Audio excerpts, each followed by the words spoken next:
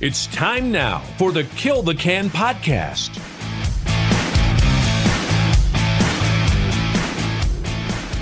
Good morning, ladies and gentlemen, and welcome to the Kill the Can podcast. I am coming to you today. This is just going to be a real brief intro from me. This episode is actually pretty special because we've got a couple other members of the Kill the Can community that you're going to hear from today, and I'm really excited for you guys to hear this. So the next voice that you're going to hear is Trithios from June 2025, and this is a message that he left for us in the live chat on our Discord server. And I did get his permission to share this with you, and so I hope you love it. Here is Trithios from June 2025. Hey guys, so I just finished walking for over 6 miles, and I was reflecting a lot, and the concept of brotherhood plus accountability equals success. I decided to apply that to the friends that I've had for 25 to 30 years, and what I saw was not okay with me. I have totally endured lip service from these people for longer than I deserve to. And what really made it click for me tonight is thinking about how many times people in Kill the Can haven't done their wake up post. And then you spend literally your entire day throughout the day, pinging them and trying to get them to be held accountable. And then I go, wow, this looks a lot like my friendships that I've had with these people for my entire life. And it really likened the analogy of, wow, I don't have brotherhood with these people.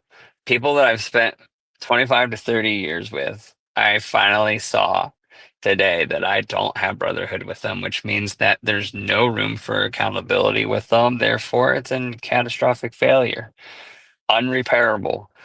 And I understand from all the principles that I've learned so far that I'm not in control of their actions in the same way I'm not in control of anyone else's quit but my own. I can only be in control of my actions.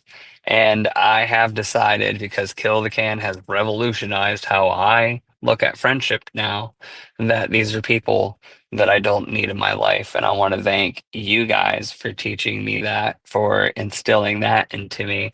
And not once would I ever thought that an accountability group that just helps you break the bonds of nicotine would actually help me apply everything that I have learned here into every aspect of my life to make me a better person and to look out for the wrong people to invite into my life too. So that's a profound takeaway, and I hope that encourages someone. So, doesn't freedom look good? It looks good on us because it builds us up in every aspect of our life if you allow it. All right. Thank you very much, Trithios, for giving us permission to share that with the podcast listeners. Next up today is another member of the Kill the Can community, Carl H2O, from September 2015. Now, this audio came from a recent session at his church where he went up and he kind of told his story about addiction recovery, and kind of his journey towards nicotine freedom. I hope you enjoy Carl H2O. Well, as I said, I am going to tell you a story. I happen to know it well. It happened to me in my life. I want people to know that there's hope no matter where you're at, no matter what's happening to you.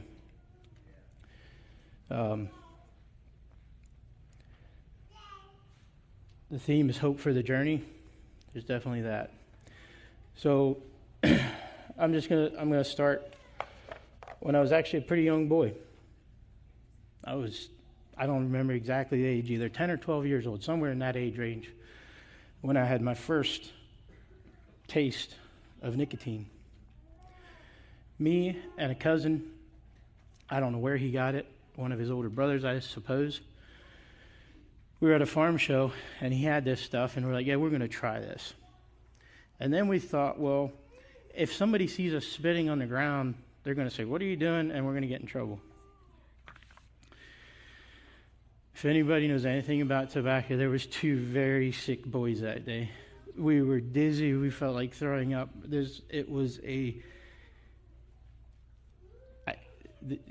sickness when you swallow tobacco juice is incredible. And we both declared we would never touch that stuff again, ever. Obviously, that's not exactly what happened, because here I am talking about it again. Fast forward, probably I was age 18, maybe 19. But even before that, when I started going with the youth, there was some that smoked cigarettes. And I'm like, nah, I don't do that. And even to the point where I was kind of proud of myself for being like, I don't do that. I'm better than that.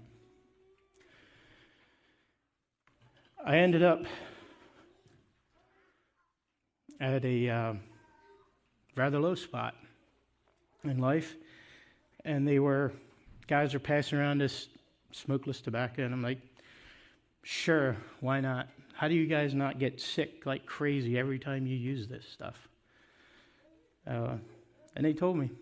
So I said, okay. I tried it. And the dopamine, the nicotine rush that you get out of tobacco is quite incredible. I wasn't sure where to insert this, but I'm going to say it here now. It doesn't matter what your addiction is, whether it's nicotine, it's alcohol, it's your phone, it's sports, it's whatever the thing is, that the dopamine hit that you get in your brain is just a short-term happiness. It's not long-term joy. It fades away, and when it's gone, you need more. My addiction was exactly the same. The effects would wear off, the physical effects would wear off, and you're like, oh, I need more, I need more. And about that time, I started a job in a welding shop. And what started out as a weekend habit that I'm like, okay, I'll just do this on the weekends, right? And then just quickly became a full-time habit. We'd keep bottles sitting on our welders, and I only worked at that place for a half a year. But the habits I learned there controlled my life for a decade.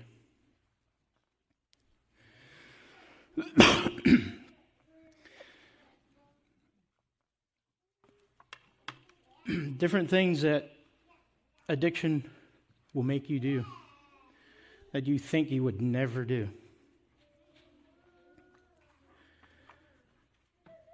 I remember when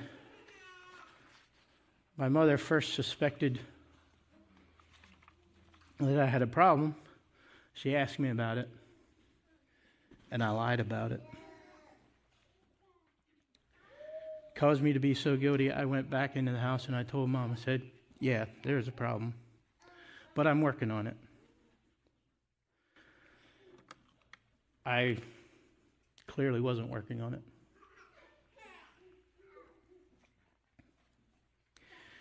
Other things that'll make you do.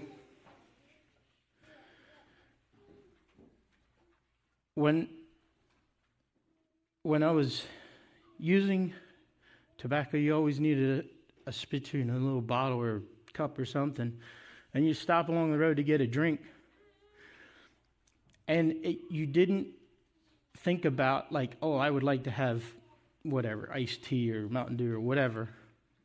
I would find myself standing in front of the drink cooler, examining the bottles to see which one would be the best to keep in my tool bag at work.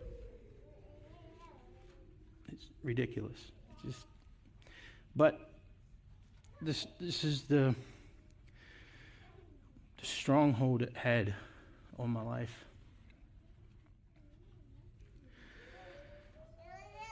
The next part is a little bit disgusting, and I debated whether I share it or not, but I'm going to because it's the truth and it happened to me. When you have spittoons sitting around, you've eventually mistake one for a drink. And you would think after doing that and puking your guts out, that would be enough to cure you, but it wasn't.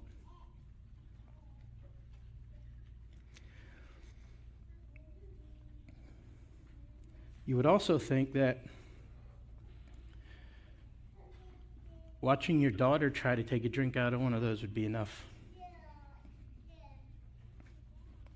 But that wasn't.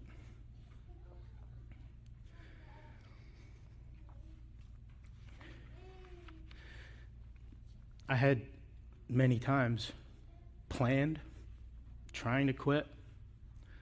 I'm going to do it. 1 day, 2 days, a couple weeks maybe. I think 2 weeks was the longest I was able to go before I actually found freedom. Every time you'd go back, you'd feel so bad. You'd be like, I'm doing this anyway, and it would be more.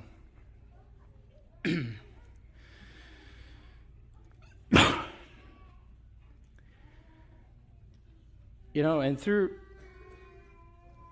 all this, my wife's watching me, trying to help me, putting up with me.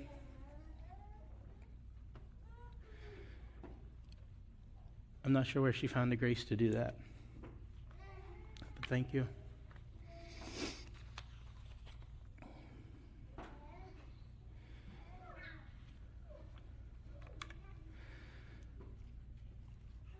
And what I was saying earlier about you're chasing happiness instead of joy. It's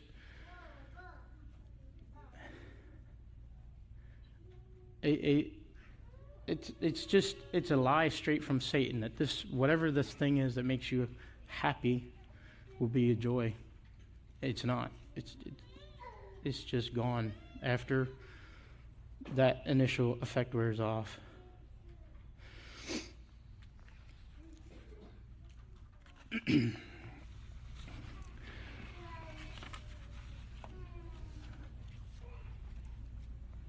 Some of you that know our story or see our children, there's a 10-year gap between Bella and Theo. And we were told that we probably wouldn't have any more children. And I actually had the thought that God must know what he's doing, because he wasn't going to give me any sons to continue on my terrible habit.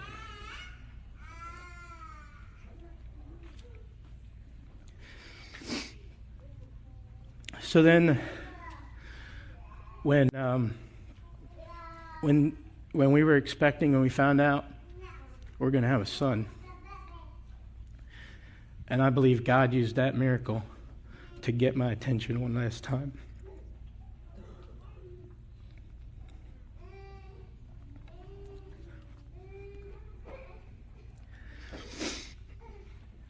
And at the house we were living at the time, I had my computer down in the basement. And I went down there and I was like, I figure out all kinds of problems at work, all my job. I use information and knowledge all the time. I mean, maybe this thing can help me do that too. And I searched for advice. And what I found was a website full of guys that were going through the exact same journey that I was. And previously, if anyone tried to tell me, anyone said, hey, I'll help you walk through, I would always say, you have no idea. You don't know what you're talking about. You've not been down this road. You can't help me. But it was also one of those things where I hid it from most people. At least I thought I did. Some people figured out. Some people knew.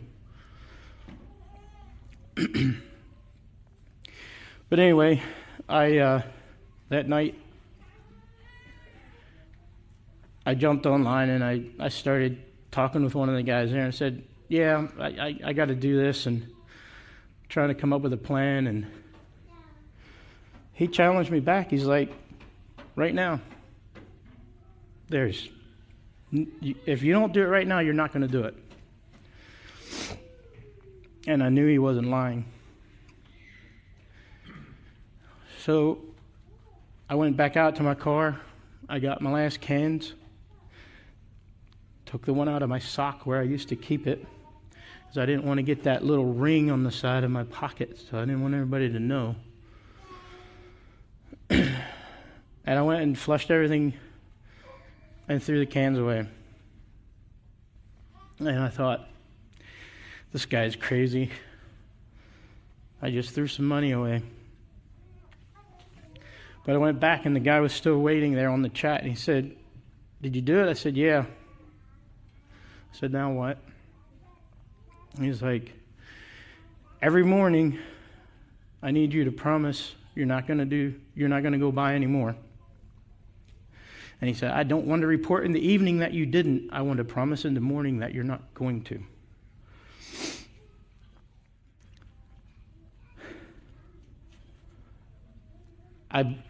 I believe that was God's intervention on my life that day. To be able to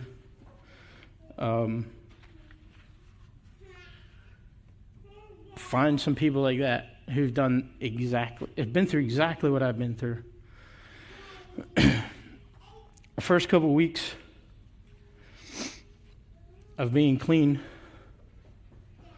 the physical aspect of it, according to medical studies, like the chemicals are out of your body within a week.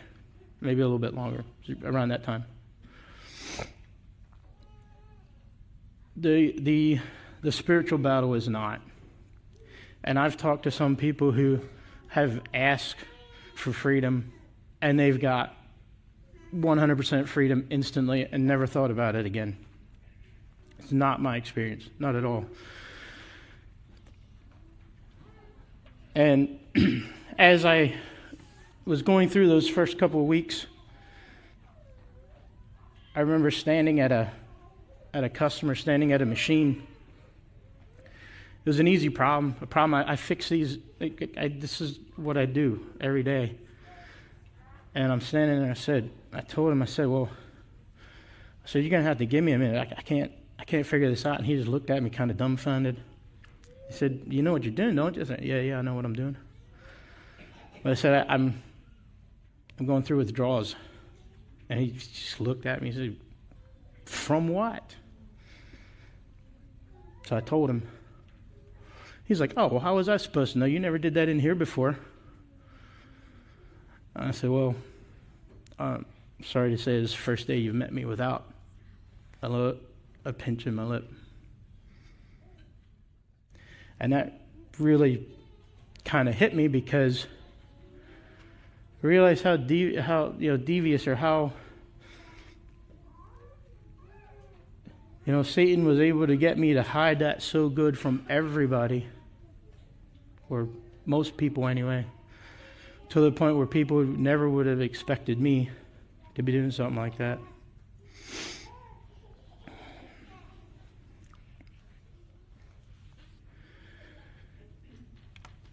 But I kept going, one day at a time. A couple of us guys got exchanged phone numbers and kept after each other. Logged on every day in the morning I made a promise. One day after, it adds up. Weeks turn into years.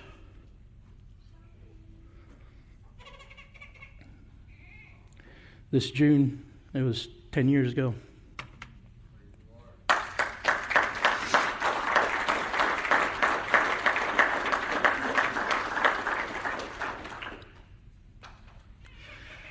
But I do believe I would have never been able to do it without asking for God's help. But Satan doesn't give up that easy either. I still, and as recently as this month, have vivid dreams where I have caved. I'm using again, I can smell it, I can taste it. And in the dream, I feel the guilt of, I failed. Wake up, and I actually check my lip, make sure that I didn't, and it takes a couple minutes to get back to earth and realize that I have not caved. I don't know why I get those dreams, other than to remind me where I come from and where I never want to go back to again.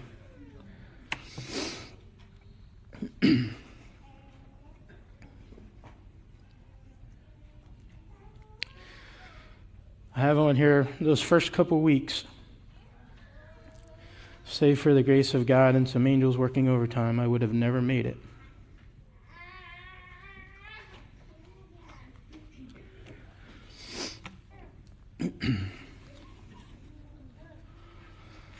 A few weeks into that, I had shared here and with a couple of men, and I was very thankful they walked beside me. And I've had the privilege to walk beside a few men who were coming out of that as well. A couple years after I attained my freedom.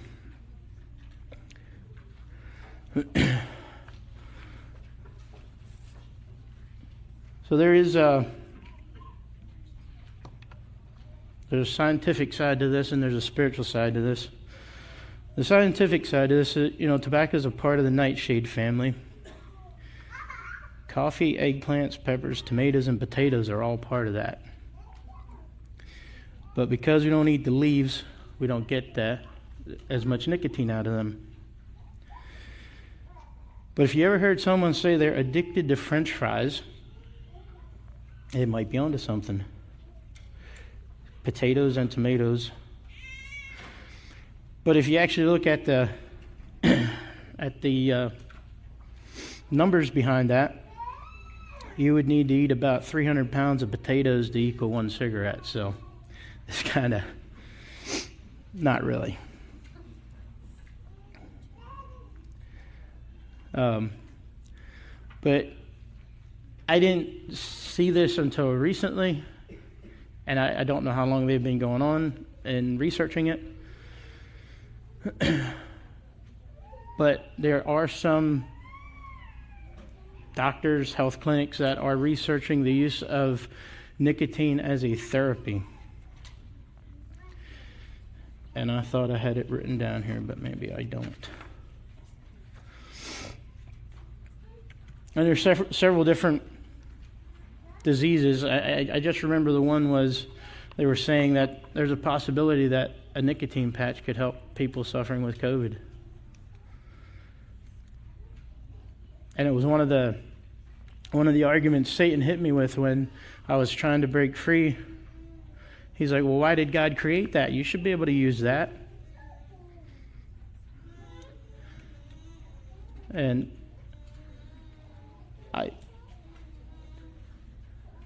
I had that. When I saw that, I'm like, there is probably a use for that plant. I was just abusing it. But that can go with a lot of other things too. If anything that God created for good, Satan can try to take it and twist it and turn it into something bad.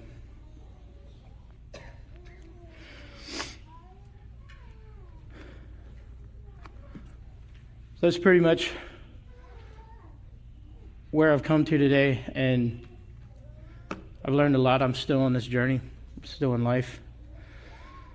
But I have a couple of slides here with some verses and what I have learned over the last couple of years. And it turned out very small. But 1 Corinthians 10:13 says, "No temptation has overtaken you that is not common to man. God is faithful, and he will not let you be tempted beyond your ability, but with the temptation he will also provide a way to escape, that you may be able to endure it."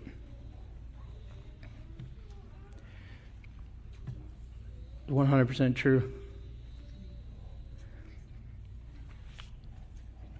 I believe it was divine intervention. I found that website and found those guys, and it sounds crazy.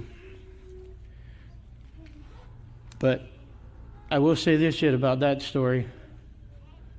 40-some days into me quitting, I met these guys that I met online. I met them in person.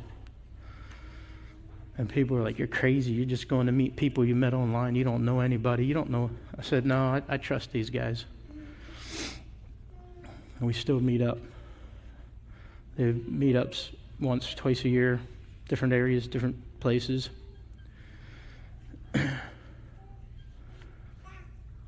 I didn't write it down here, but the last time I met with these guys, I always go around and count up how long we've been free and how much money we would have spent on tobacco products that we didn't. Of the men standing in that group, it was $250,000. Let that sink in. And that's just what we would have spent on product, not on health care.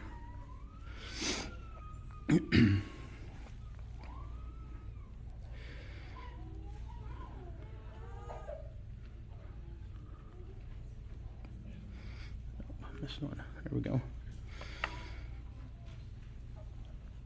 James 1:5-8. "If any of you lacks wisdom, let him ask God. He gives generously to all without reproach, and it will be given to him. But let him ask in faith without doubting. For the one who doubts is like a wave of the sea that is driven and tossed in the wind. For that person must not suppose that he will receive anything from the Lord. He is a double-minded man and unstable in all his ways." This really kind of hit home for me. I had asked God to take this away from me. Just take it away. And it kind of felt like I was asking to win the lottery. Like it might happen if I get really lucky. But I never really asked him until I actually got quit, just to help me through the journey, as opposed to taking the journey away.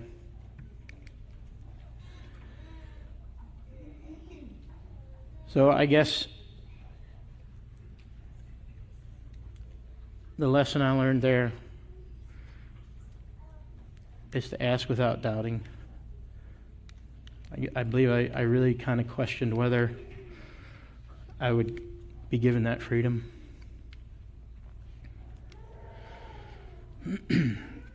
Another lie that Satan had me believing was this: that you have to be good enough for God to pay attention to you.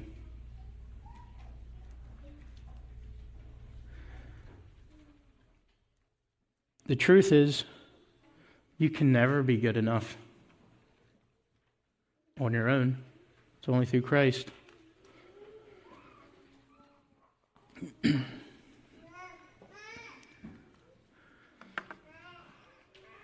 Ephesians 2:8-10 says, "For by grace we have been saved through faith, and is not of your own doing. It is a gift of God, not as a result of works, so that no one can boast. For we are his workmanship, created in Christ Jesus for good works, which God prepared beforehand that we should walk in them.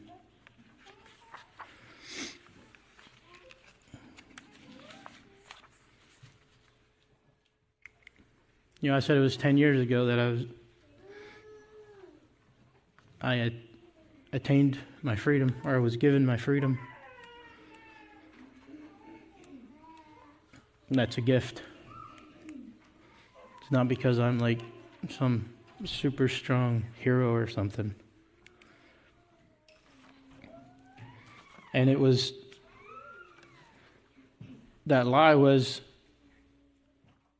I can't ask God for help with this. I have to beat this problem before I can come to God. And Satan knew that would never work.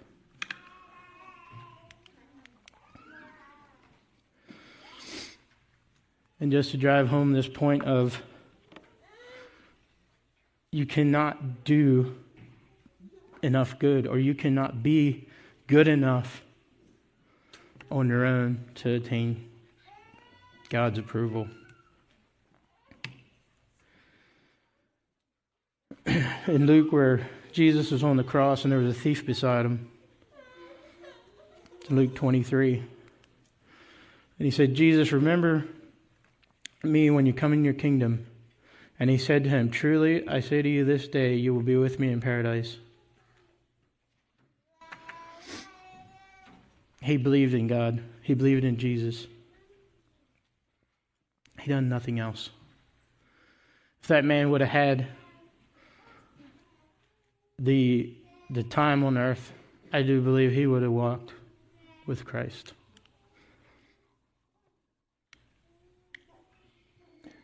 But the point is, bring your problem, bring your issue, whatever it is, to Christ. It's not, you can't fix it first. At least I couldn't.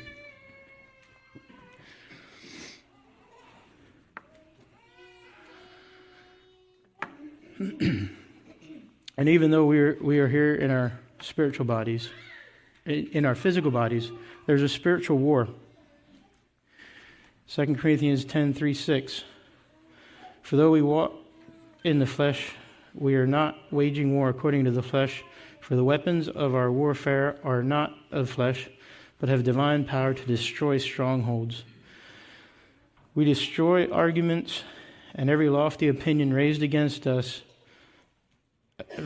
knowledge of God, and take every thought captive to obey Christ, and be ready to punish every disobedience when your obedience is complete. So, just reiterating that it's a spiritual war. The physical aspect of my addiction, according to the medical field, should have been completely out of my system within 2 weeks. And there are still times today when I'll walk through a gas station, and out of the corner of my eye, I'll see the can of racks sitting there, or the rack of cans sitting there, and I'll be like, I wonder what flavor they have. And I immediately remember that I don't need that anymore.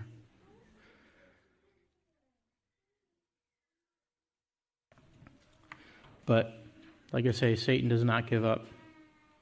He's still...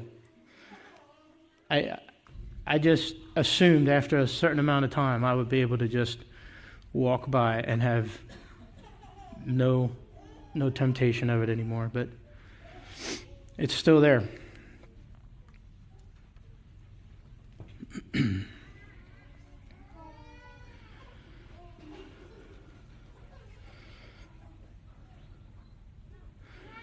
Ephesians 6 says to put on the whole armor of God. And we often see it like this with all the, sword and the shield and the helmet and the breastplate and all that.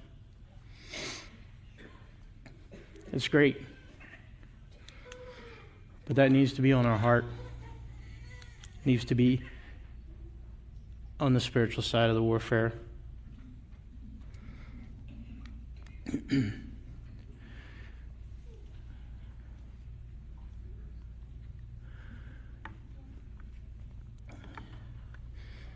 the Old Testament,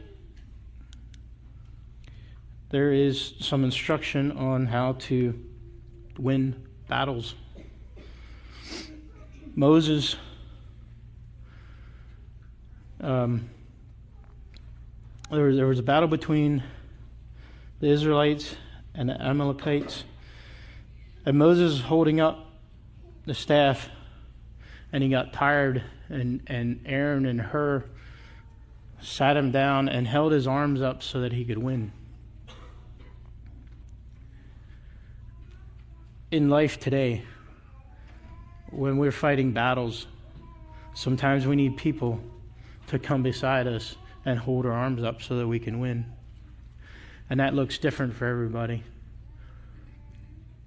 That holding your arms up may be a text message or a phone call or something. We have so many communication devices today, there's no reason for anybody to say they couldn't get a hold of somebody. If it's more than a day, it's very hard to believe unless that person is, I don't know where they have to be, where you can't get a phone signal anymore. Maybe your phone broke. This is about the only excuse I can think of.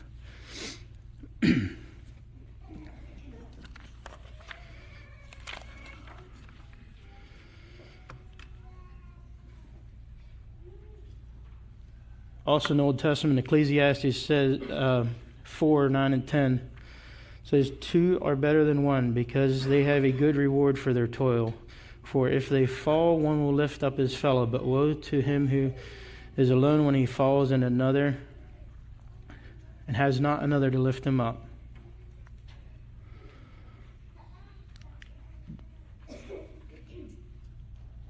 This is however many hundreds or thousands of years ago that was written. That is very valid advice for today. If you're alone, if you're hiding whatever your addiction, your thing is, like I did, there's nobody to pick you up because they don't think you need picked up.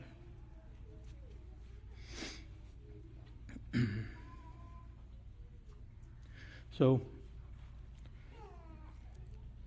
the point there is to work together and share life, do life together with someone that can pick you up if you fall.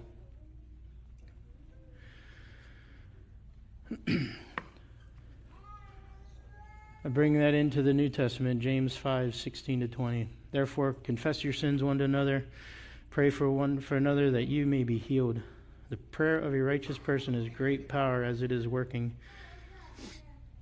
He goes on to talk about here Elijah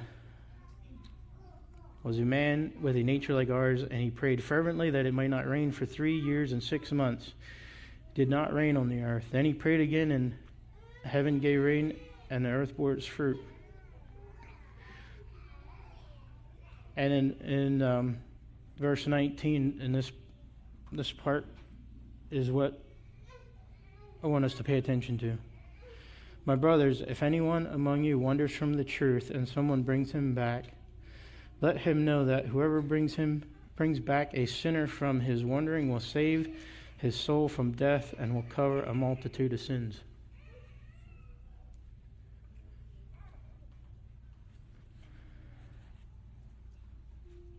Last week, Arlen shared about the story of Achan,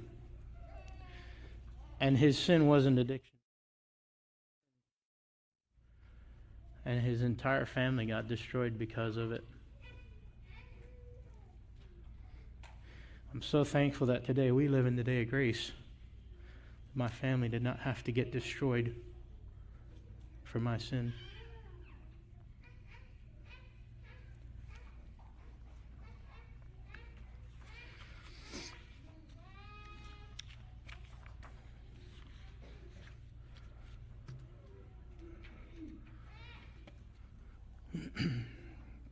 Luke 12, 1 to 3 says, in the meantime, where there were so many thousands of people had gathered together that they were trampling on one another.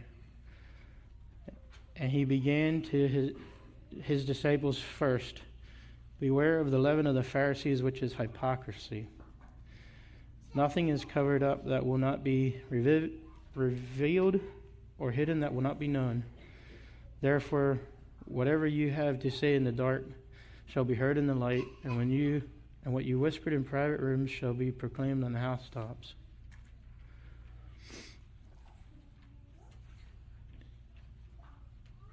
If you know how the leaven, which we call yeast today, if you know how that works, you put it in something, you put it into dough, and it spreads and it grows, and it affects the entire thing and changes it. And Jesus is saying here their hypocrisy is the leaven that's going to affect everything. And what you think you're doing in secret, what you think is hidden, will be shouted from the housetops.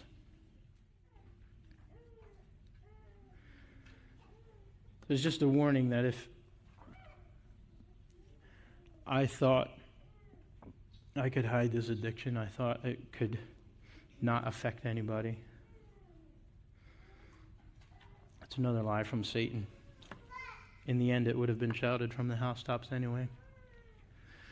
I would rather have it forgiven now before that would happen.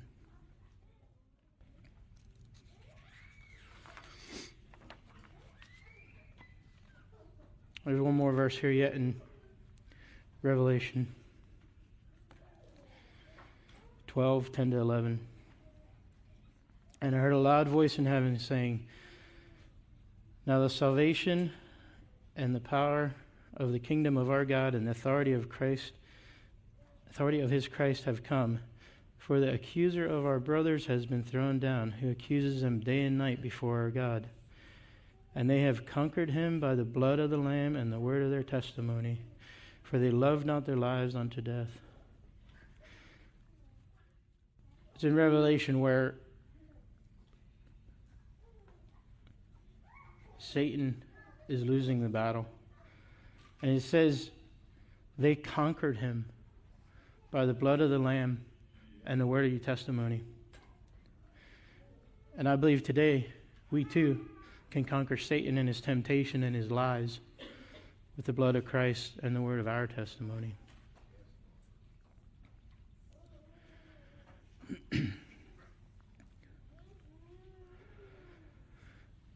Sure, how many of you remember this slide from last week on when Arlen was speaking? As he was reading it and he was wrapping up his sermon, I'm like, he's just saying everything I wanted to say. But it's all right. We can hear it again. Don't hide sin. Don't live in the dark. If you do, it will affect those you love most. Jesus sets us free. Who the Son sets free is free indeed. Not perfect, but free. Don't isolate and don't fight alone. Bring the cavalry, bring a brother to fight alongside you. Spend time with Jesus, live in his presence. Bible, prayer, music, and all the rest there. As for me, daily choose Jesus and his ways. Go love your family, live out your days. He had in the promised land, I have freedom there. In our group of quitters, we talk about how many days of freedom we have. When they ask you how many days of freedom you have, so it really is a freedom. Not perfect, but free. Like I said, I had the privilege to walk with some other people as they were going through addiction and everything. And a couple of years ago, I thought, well, what can I do? Like, I went through this experience for something. I should do something with it. So I printed up business cards. And they're pretty simple. It just has my name and number. And it says I'm a full-time quitter. And when I'm out and about, if I see someone buying any at a gas station, or I see the telltale circle in the pocket, I'll walk up and give them a card. and I'll tell them how many days I'm free. I don't know. I have the website on there. I don't know if people respond to that or not. But I do know that I've caused a lot of people to think. All right. Super huge thanks to Carl H2O. I tell you what, I hope you enjoyed listening to these as much as I did. This has been the latest edition of the Kill the Can podcast. It's an honor to be quit with you today. We'll talk to you soon, quitters. Join us again next time for another edition of the Kill the Can podcast.